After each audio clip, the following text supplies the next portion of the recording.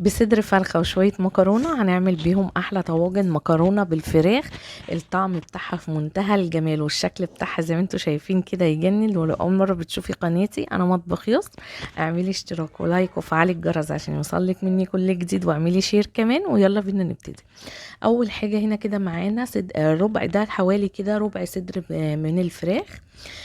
اول حاجه هنعملها طبعا في محلول النقع بتاعها، هتحطيها في ملح وليمون ودقيق وحبه ميه، وبعد كده بتسيبيها كده حوالي ربع ساعه او نص ساعه في المحلول النقع ده، وبعد كده بتغسليها وبتصفيها. تمام. هنا بقى مع كده انا قطعتها بالطول زي ما انتوا شفتوا، وبعد كده هقطعها بقى مكعبات كده صغيره.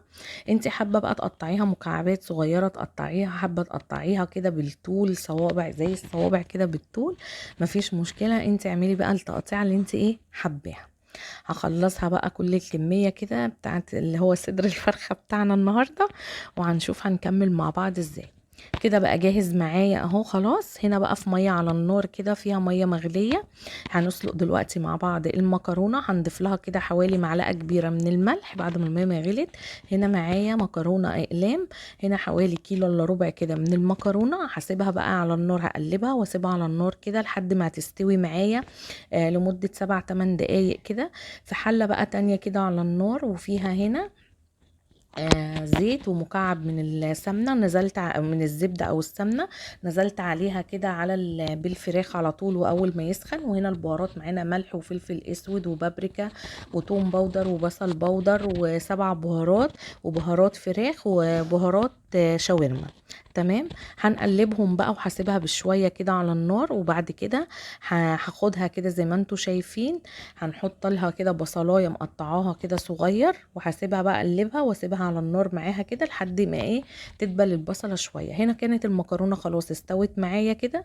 هطفي بقى عليها وهشيل منها كوبايه من ميه المكرونه، وهقول لكم دلوقتي هنعمل بيها ايه. هنا بعد ما البصل بقى ما دبل معايا، وطبعا المكرونه كده هنصفيها خلاص ونشطفها. هنا بقى معانا كده حطينا هنا فلفل الوان وفلفل اخضر، وقلبتهم كده مع الفراخ والبصل وسبته دبل شويه معاهم. وبعد كده ضفت هنا بقى الدقيق، هنعمل بقى البشاميل كده في نفس الحله منه فيه. ضفت هنا 5 معالق كبار من الدقيق مش مليانين قوي. وهنا معايا كيلو الا ربع كيلو وربع من اللبن، وهبتدي ان انا هقلبه كده وهنزل على الفراخ والحاجات اللي احنا حطيناها مع الدقيق كده.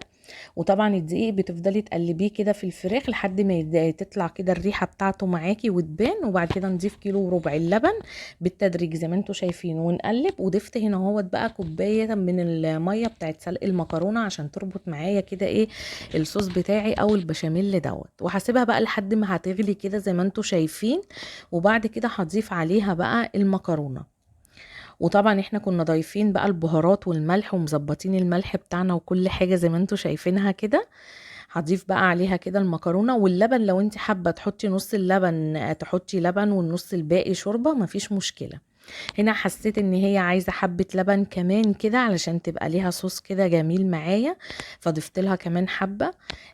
هنا بقى سبتها كده، عطيت لها بس يا دوب غلوة واحدة بس كده بالصوص بتاعها ده. وبعد كده حضرت بقى الطواجن بتاعتي كده، وهبتدي ان انا هحطها بقى في الطاجن. اول حاجه انا حطيتها كده في طاجن بايركس كبير. بصوا يعني كيلو الا ربع المكرونه مع الربع صدر من الفراخ دوت. بصوا عمل معانا طواجن قد ايه دلوقتي هتشوفوها.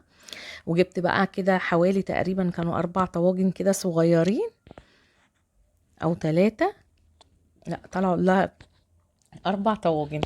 ماشي تمام، 4 طواجن كده هو صغيرين عملتهم كمان يعني البايركس والطواجن ديت. وهبتدي بقى ان انا هوزع كده على الوش جبنه موتزاريلا. ودي كانت الجبنه دي عندي بتاعه اللي هي الهمبرجر، فانا حطيتها برده كده من على الوش عشان تسيح برده معانا. كان عندي كده حوالي قطعتين، وبتدخليها الفرن على الشوايه على طول. طبعا مش محتاجه ان احنا نعمل لها يعني نسيبها في الفرن ان هي تستوي او حاجه، هي كل حاجه مستويه تمام نبقى نحطها في الفرن على الشوايه على طول.